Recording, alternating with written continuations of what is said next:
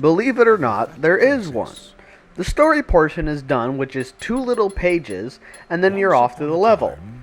There's really nothing special here at all. Basically, this can serve as the tutorial as it starts off easy and covers all the game modes.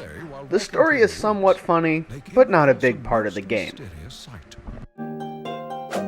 It was a cake, growing out of the ground.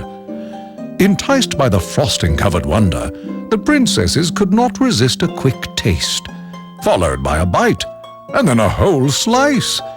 In the blink of an eye, the princesses were overwhelmed by the intense yumminess.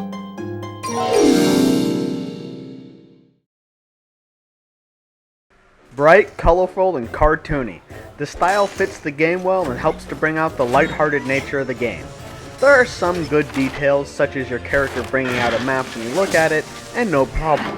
Not the most notable part of the game, but no problems.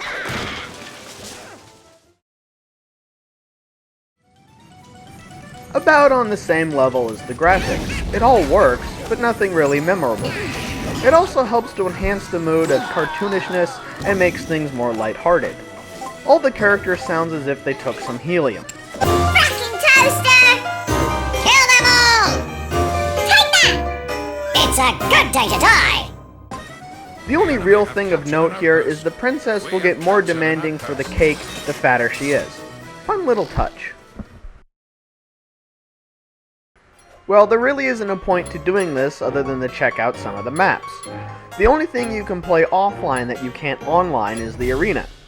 Pick a class and you are dropped off in the middle of a gladiator arena for 12 waves. Each one it gets harder as it goes. Good way to test out classes and to get better with combat. Other than that, this game is all done online. Unlike in most online games, you aren't given a list of the games that are going on. Instead, when you hit jump in, you get any game mode on any map, or you can be more picky and narrow the search down. Either way, it auto searches for a game. If you want to play a game that your friends are in, you can just pick join a friend's game, and then you can join.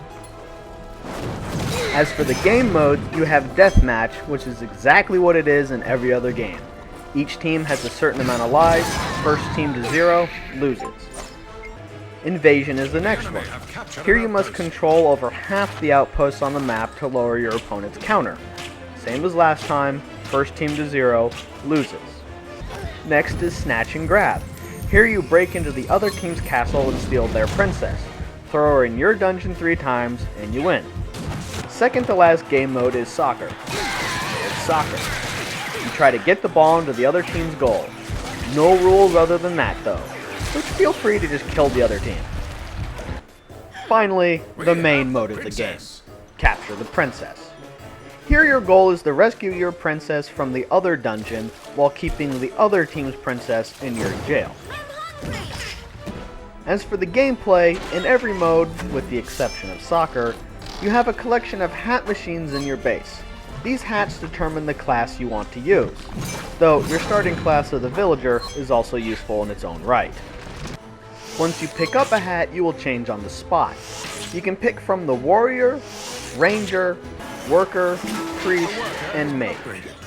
From there, each class can also be upgraded into an advanced version. Also, you can switch between the advanced version and basic with a simple press of triangle.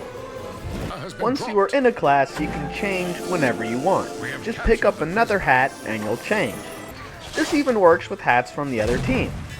If your team doesn't have an advanced version of a class and the other team does, just kill one of their units and take the now discarded hat. Of course, each class has its own strengths. Some have more health, others move and carry things faster, let you harvest minerals, etc. Each map has its own little sneaky ways of getting around. Blowing up walls, dropping in from a cliff, using outposts to open new paths, you get the idea. The strategy is very team-oriented.